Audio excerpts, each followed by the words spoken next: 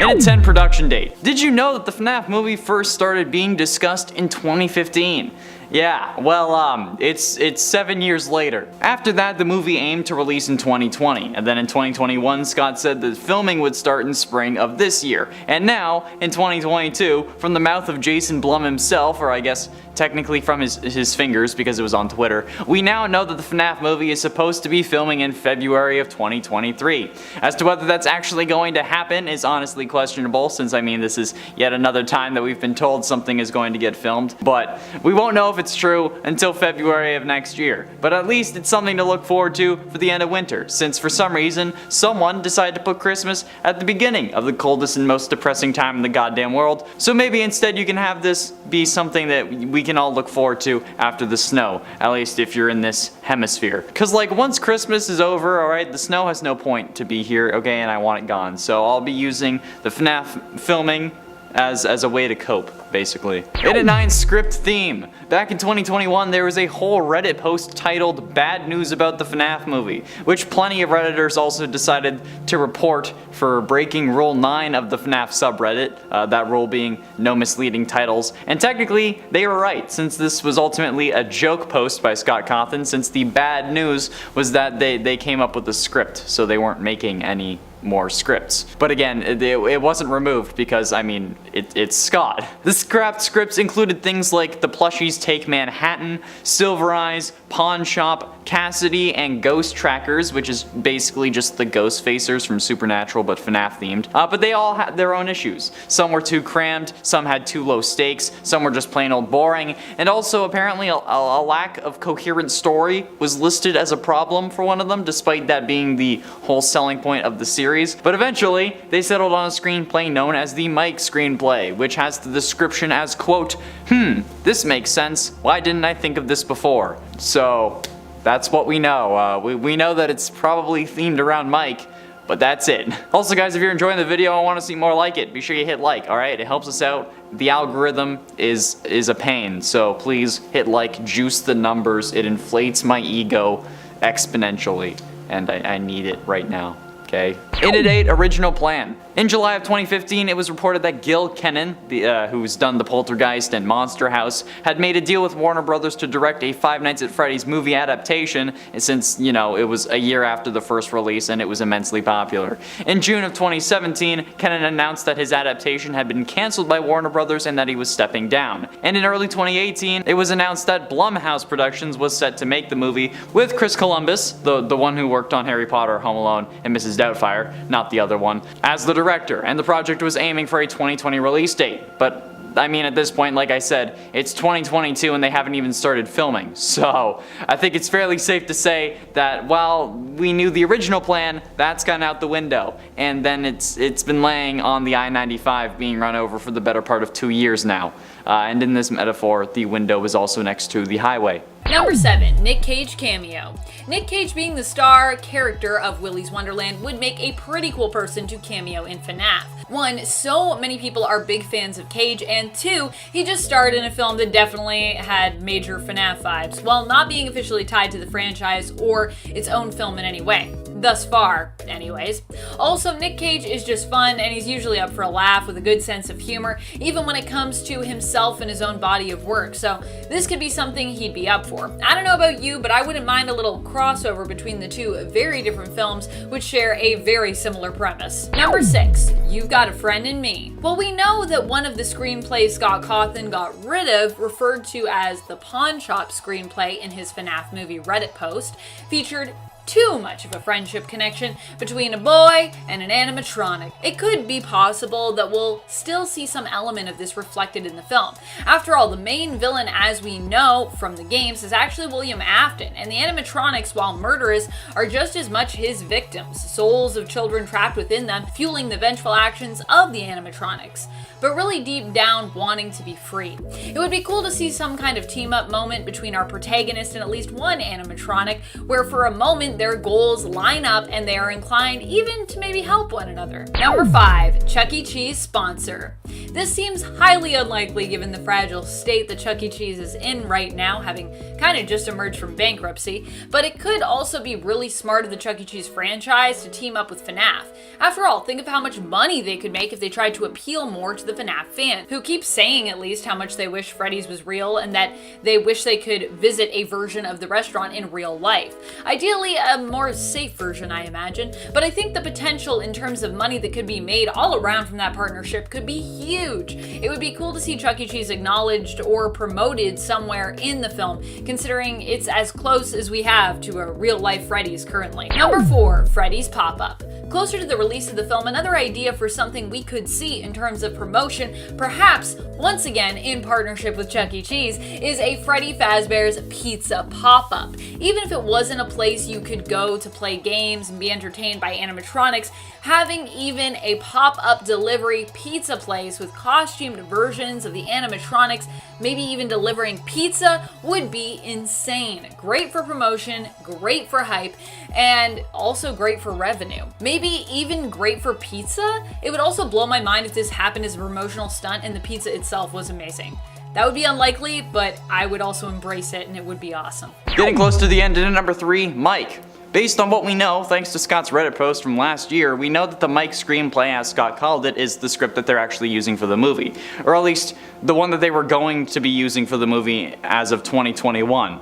It's been over a year since that post, so things might have changed again, but based on what Scott was saying about it, it had all the right characters, all the right motivations, and all the right stakes. So we can assume that Mike will be in the movie, considering how it's the Mike screenplay, and if he isn't, that's kind of an additional misleading script title there, Scott. You're breaking Rule 9 even more. He also said in that post that filming would start in spring of 2022, and we all know how that went, so I don't know.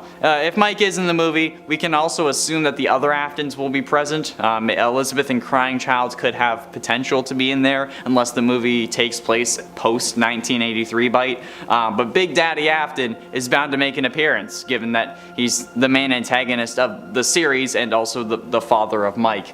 And I mean Big Daddy because he's the father of who is seemingly the main character, not in the other way. So please continue to refrain from sending me Springtrap themed content, please. If you do, I will block you and report. But ultimately, in at number 2, Emma Tammy.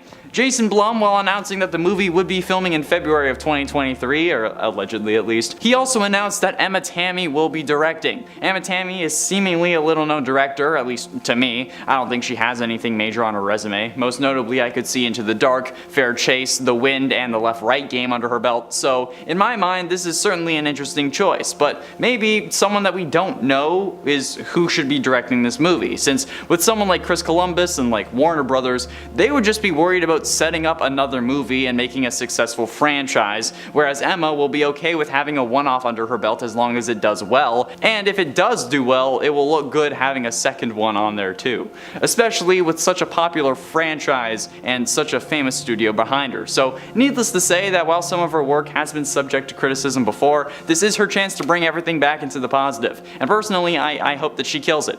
No pun intended. And finally, in at number 1, real animatronics. Now, originally, when I saw production photos of the team working on the design for the animatronics, I genuinely thought that this movie was going to be stop motion, like Tim Burton style basically, but after Jason Blumhouse announced that the Jim Henson Creature Shop is working on the animatronics, it all kind of clicked in my head, because that's just kind of how the Jim Henson Creature Shop makes their props and whatnot. That's the process. And if you don't know, these guys are incredible, and they've worked on some insane movies, which also makes them an incredibly cool addition.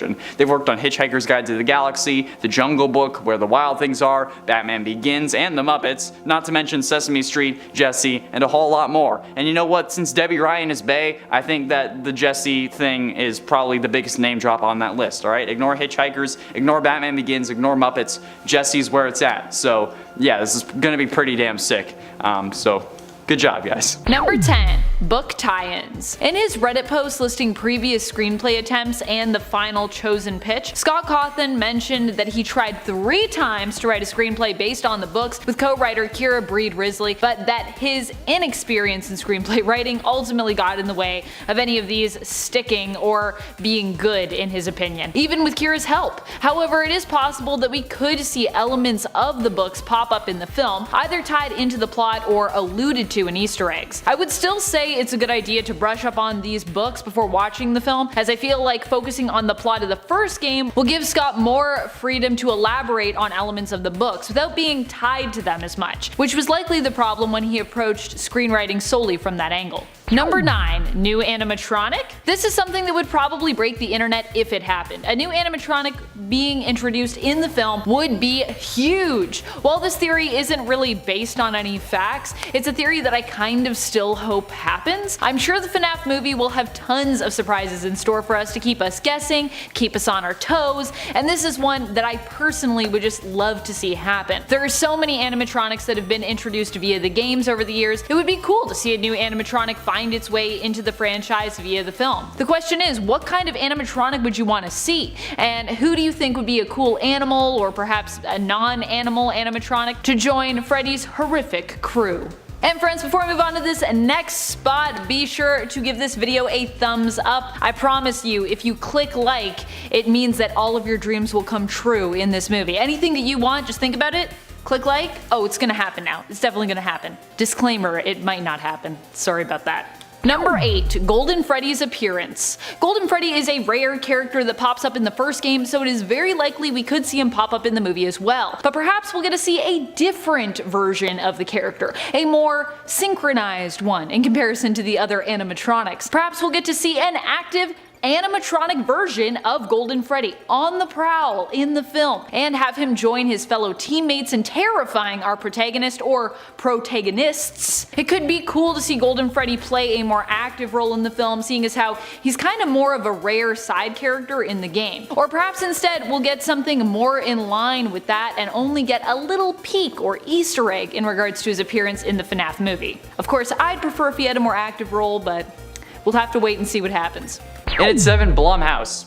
Like I just mentioned, the current company producing the movie, despite the original director having left, is Blumhouse Productions. Blumhouse is still producing, even though Chris Columbus isn't directing. And honestly, that's probably a good idea in general for Blumhouse, since Blumhouse is known for making incredible productions on smaller budgets, Paranormal Activity being the best example of this. But also with movies like Get Out, Split, The Purge, Insidious, and more under their belt, Blumhouse was honestly who should have had this movie from the beginning. Especially since I feel like this movie can give off a very Saw vibe with the whole Springlock suits and all that jazz. Like if the game scenario was made into a movie instead of this being a separate entity, it would absolutely end up being a very Saw-like scenario. I can imagine the phone guy saying things like, "The crank to those Springlocks is inside you," and not in a metaphorical way, it's literally in your leg. And then there's a time for an hour before the sprinklers come on, which we all know is a bad idea with Springlock suits and stuff. I don't know. I think it would be funny. That would be fun.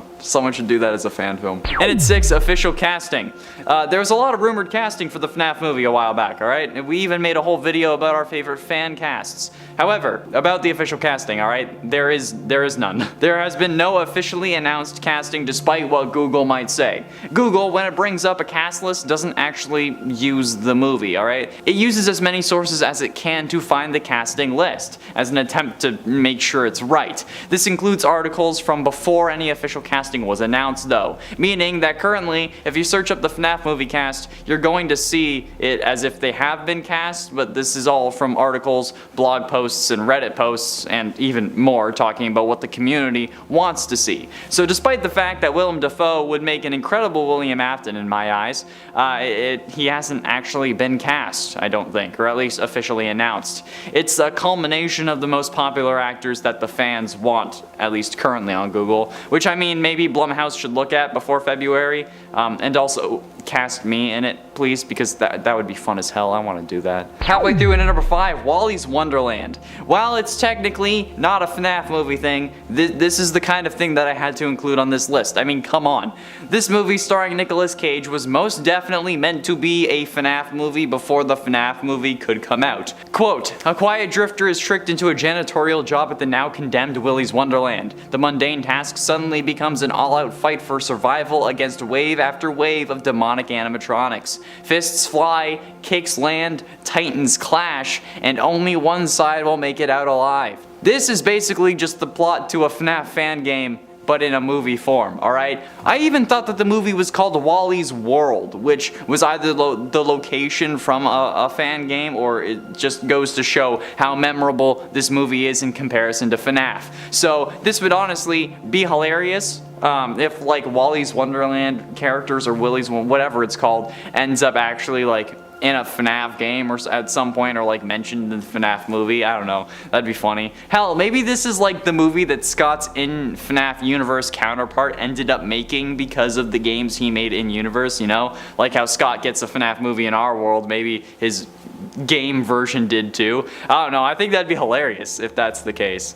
And considering how FNAF is kind of leaking into our world, I don't know, it wouldn't be that far of a stretch. And a cameo or reference to like a clear store brand FNAF movie within the actual FNAF movie would be absolutely insane, and I would love it. I would pay money just to see that reference. And at 4, theories. We also know that there are tons and tons of theories about the movie, enough to make up at least 2 lists on this channel. However, we can't really be sure of which ones are correct until the movie releases, but I guess that's kind of the point of theories. But let's go over some of the current ones, alright? There's a theory that Jack Black will at least make a cameo, considering the viral TikTok of the beloved actor singing the Living Tombstone song. I mean, like the lyrics he sings are even Five Nights at Freddy's, that's where I wanna be. So to not let him be in Five Nights at Freddy's would just be a sin in my eyes, alright? Theories about the rating of the movie are also up in the air, positing that it could be something closer to rated R, considering how now most fans of the series are above the age of 18. Like, even looking at our statistics on previous FNAF videos, only 10% of the total viewers were between 13 and 17, and the other 90% was 18 and up. And the 10% could still be closer to 17 than 13, alright? However, if even Black Adam is going to end up dropping its rating, I'm pretty sure that for the sake of the brand, the FNAF movie is probably going to be PG-13 and maybe 14A at most, but most likely PG-13. And what I think is my personal favorite theory, the Scott Cawthon will reprise his role as the phone guy should the role be in the movie theory. I don't know, okay? We don't know much about the script that's being produced, but if it does have a phone guy, hopefully it will most likely be Scott, okay? And hopefully we'll get like a brief shot of him on the phone to get the fans cheering in the theater, because we'll all know that it's Scott. So, I don't know, that'd be fun. Number 3, lots of jump scares. FNAF heavily uses jump scares to startle its players, with animatronics each having their own jump scare animation, used to startle you once that animatronic has caught you, or depending on which game in the franchise you are playing, just to unnerve you if they happen to only be a hallucination. Jump scaring is also a technique typically employed in the making of horror films, where tension is built up for something to leap out at you, or when an otherwise calm or focused moment is interrupted suddenly by a ghoul or monster that unexpectedly startles you. Music is also a huge part of this technique, and having the right music come in at the right time can really heighten the fear you feel. Honestly, most horror films rely heavily on their score, their music to startle you. Trust me. Try watching your favorite horror film on mute and see what a difference it makes. It'll probably make a really big one. Because jump scares are so heavily utilized in the games, it's likely we'll also see this horror tactic used heavily in the film in some capacity. I personally anticipate a lot of jump scare fake outs just to keep us on our toes. Like a lot of moments where you're like, oh, is there gonna be one? And then there isn't one, and then they get you somewhere else. Ugh, I love / hate that in movies. Number 1, questions answered. We may or may not see William Afton appear in the film, but regardless of if we see him or not, I am still hoping we'll get some questions answered when it comes to, well, the purpose of all of this. On part 1, we talked a bit about potential antagonists we could see here and potential motivations that could be revealed. But either way, I'm betting that this film will give us some answers to some pretty big questions. And like most other parts of the franchise, also give us just some pretty big questions to be puzzled out by fans later on. Because it honestly wouldn't be FNAF without a bit of unresolved intrigue now, would it? Mainly, I think this film will focus on why previous murders or other such terrors specified took place, and will solve that mystery. Perhaps just in a way that fits the plot of the film, or perhaps giving us some more universal motivation in terms of the games, books, and the overall FNAF verse. Number 10. Jack Black. Because of Jack Black's love of FNAF, with him playing it on Markiplier's channel with his son and making FNAF TikToks, people have theorized that he might be in the movie. Casting and updates on production have been slim to none, and while we know the film was slated to start filming this spring, we don't really know if it's started yet, or what is going on, or when it was actually set to start other than spring, or who is in it. So many questions.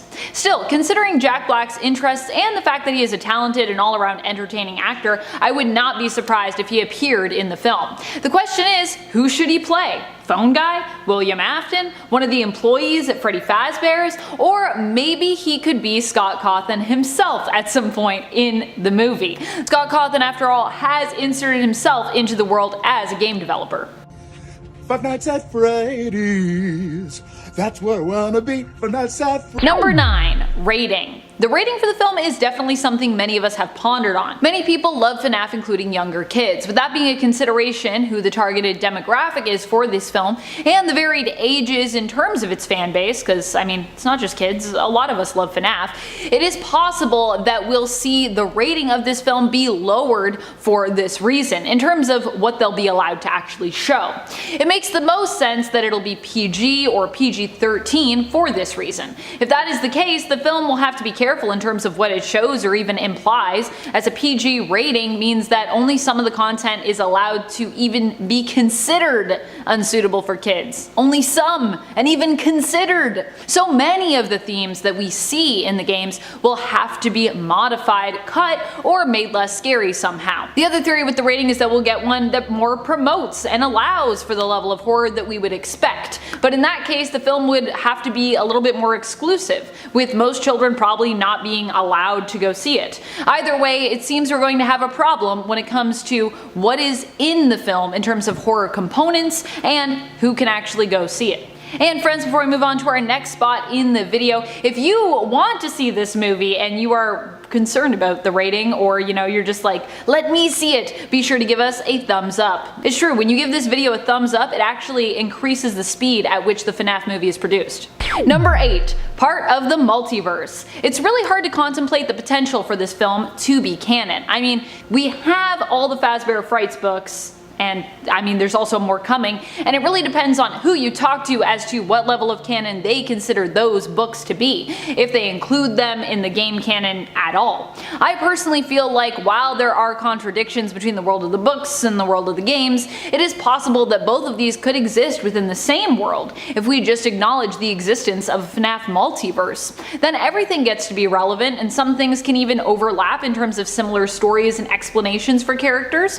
With the film, we could also see the introduction of a new universe belonging to the FNAF multiverse.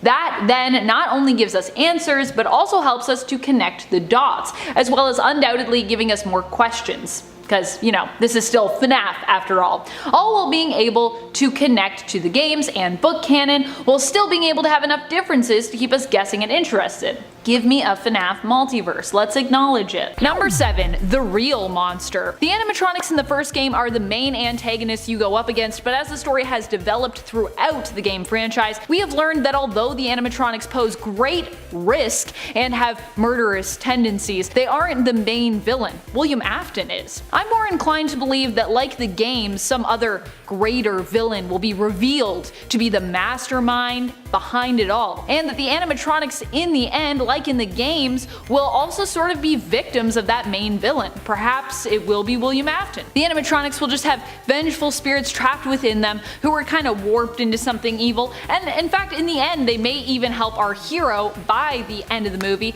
banding together with them to fight against this greater evil. That would be really satisfying to watch, I think. Number 6. Markiplier. This is a fan theory that I personally think could actually end up happening. While Markiplier is a YouTube personality well known for his game playthroughs, he is also a performer and an actor and has played characters in various music videos, and he even had his own YouTube original interactive adventure series, A Heist with Markiplier. He definitely is comfortable being on camera, and he has the personality for entertainment for sure. And he's a huge FNAF fan and supporter, so it would make a lot of sense if he got even just a small role in the film. Of course, Mark did tweet about his thoughts on landing a role in the FNAF movie in 2015, and he didn't seem too optimistic, tweeting, "To the people telling me I need to be in the FNAF movie, I don't think that's how movies are done." But hey, that was 2015 and it was a long time ago, and a lot has changed since then. Many fans are speculating that Mark will have a role in the film, but we'll likely have to wait to find out just what. Number 5. Time period. One thing that we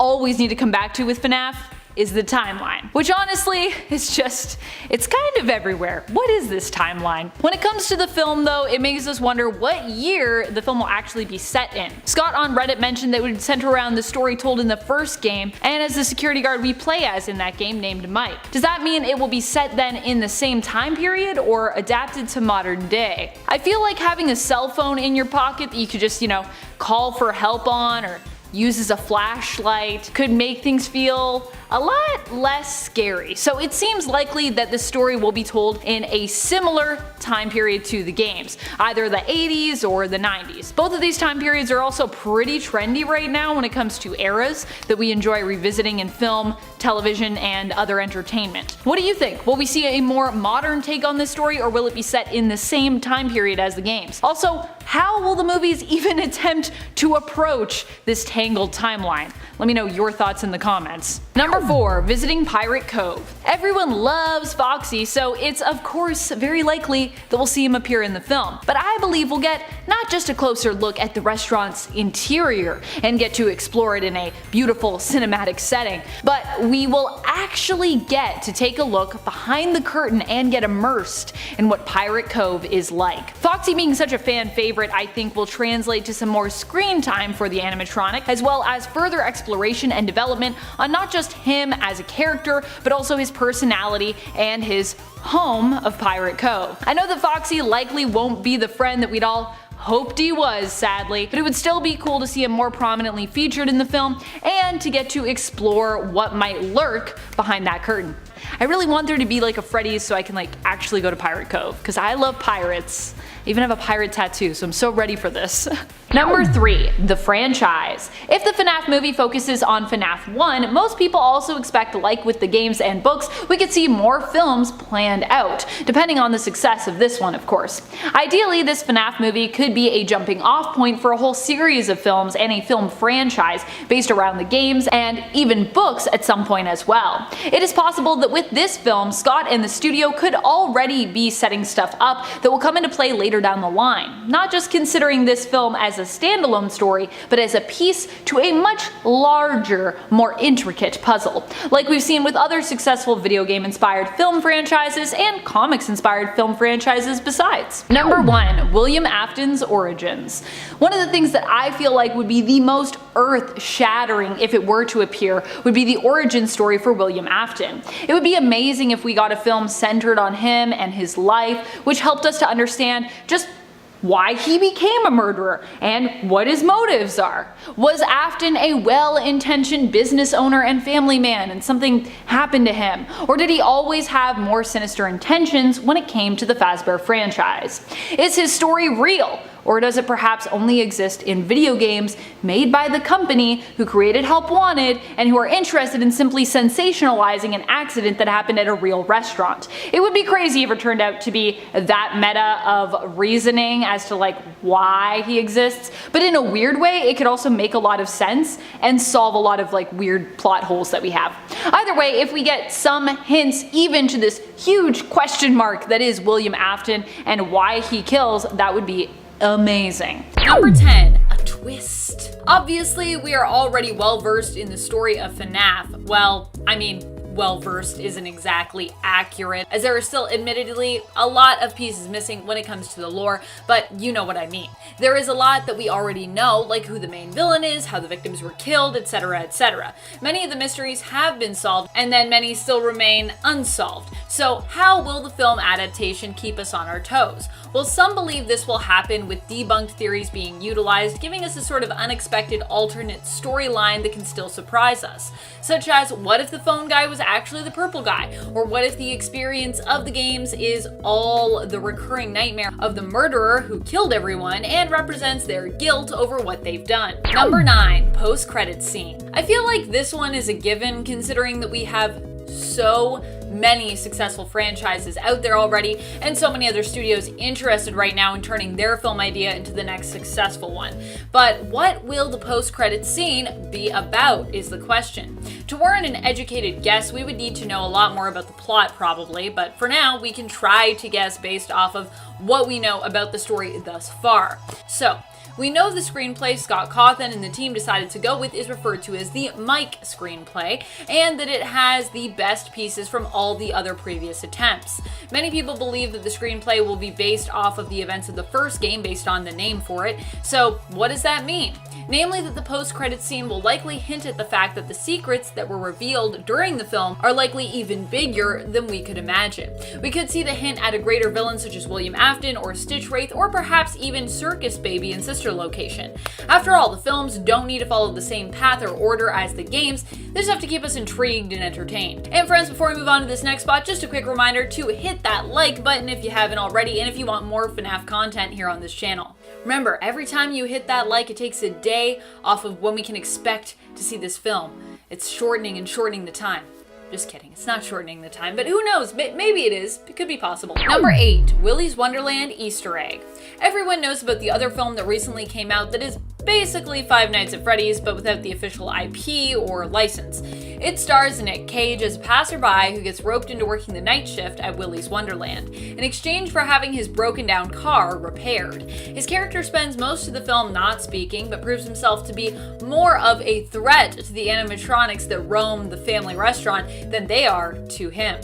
Willy's Wonderland was not made in partnership with anything FNAF, but it was still evidently inspired by the franchise. It would be cool to see some kind of nod to Willy's in the film, even if it's just perhaps like a light joke poking fun at the copycat film or the franchise featured in it. Because although like they kind of are taking the idea, I kind of love when people are like inspired by things like FNAF and make cool stuff out of it. Number 7, Stitch Wraith? Another theory that I have is that we will actually get to see some crossover between the books and the film with the appearance of the villain known as Stitch Wraith. In fact, I'm even thinking we might not see Stitch Wraith in the games until after their appearance in the film. The Stitch Wraith, being a seemingly methodical villain, could make for a good ally for a mastermind who is working behind the scenes and pulling all the strings. Stitch Wraith might not have as big of a role in the film, but appear in a post-credits scene and help to set up a FNAF franchise, being an important villain shrouded in mystery whose true purpose and master is revealed later on down the line. Kinda like we see in the books. Number 6, Springtrap. One of the scariest animatronics around is definitely Springtrap, which is the hybrid suit that William Afton wore and later found himself trapped in when he was spring-locked and impaled while wearing it. Springtrap is the main antagonist of Five Nights at Freddy's 3. In FNAF 3 we face hallucinations which can terrorize us, as well as the very real threat of Springtrap, which comes with William Afton's body inside it, controlling the suit. Just the idea of a human being who became impaled by a bunch of springs and mechanics and trapped within a suit, each step creating agonizing pain as those locks and springs grind against your bones, is horrific. Also, just the visual image of an animatronic that seems to be oozing something bodily, some blood or pus with real eyes, it creates a powerful and haunting visual that would make for a compelling villain throughout the film. I'm just saying. Number 5, FNAF 1. The film will take inspiration from the first game, at least that's what we've been led to believe. This theory has been based around things Scott Cawthon said on Reddit and suggests that the main protagonist of the film will be the security guard that we play as in the first game and will expand on his story. The security guard is named Mike Schmidt, and many believe that this is an alias that is actually used by Michael Afton, William's son, who accepted the job for a yet unconfirmed purpose, but one that is highly speculated to be heroic or investigatory in nature. As such, the film is believed to have centered around Michael Afton, who will of course become the protagonist and possibly hero of this story. Number 4. Scott Cawthon plays Phone Guy. Obviously, we are all going to lose our minds if we don't get a Scott cameo or Easter egg somewhere in this film, but if we are going the way of FNAF 1, I think it would only be fitting if Scott reprised his role of Phone Guy, personally.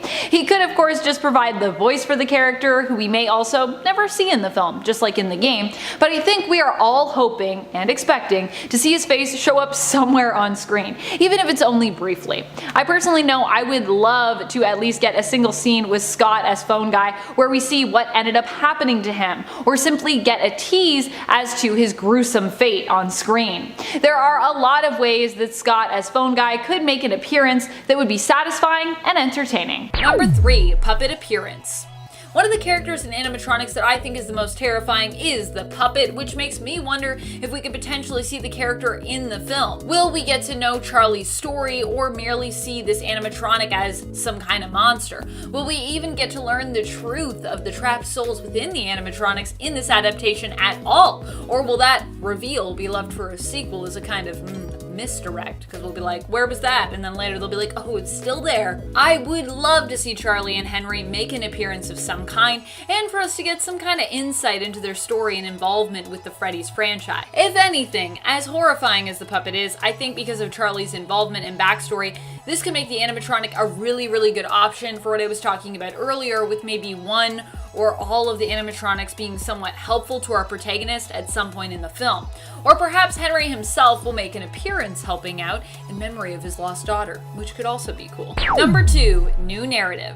While we've all speculated on which games will really inspire the film's story and which bits of narrative from the games will make it into the film, it's entirely possible, like with other successful franchises, that the FNAF movie will take inspiration from the games and the plots there, but provide their own take on where the story goes and what secrets are revealed. After all, the Marvel Cinematic Universe, which is now a long and developed and highly profitable film franchise, has relied on giving people fresh takes on established characters and their stories, to keep those interested in the source material, the comics, the animated series, and previous animated films more on their toes. I think this is something that will be integral actually to the film's success. We want to feel that tie to the games, but we also want the movie to surprise us, because I mean, that's a big part of what we love in general about the games and their lore and this franchise. The twists, the turns, the speculation, the unexpected reveals. Number 1, release date? When will we see this film? Most sources seem to claim that the FNAF movie is filming currently, with the film having been expected to start filming in spring of 2021, which I mean, is kinda now. However, if it was filming currently, it would be likely we'd see some kind of buzz about the shoot, and yet we don't really have any confirmed images from the set. There are, however, lots of fan film set images available if that interests you, and in fact some of those fan film sets are pretty impressive, so something to look at least while you wait for official images from the movie itself. The lack of set news and pictures, however, means that it's more than likely the film is still in pre-production stages, with our last report coming from Jason Blum late last year, stating that they were still ironing out the details of the plot, and Scott himself only making the post confirming the script premise 4 months ago. What does this mean for release? Well, we don't really have an announced cast yet, and once we have that, it'll likely be 2 years from then till we can kind of expect the movie to hit theaters, which means that if the cast was announced, let's say this year in 2021, we likely wouldn't be able to expect the film until 2023. So sadly, the release date could be a while.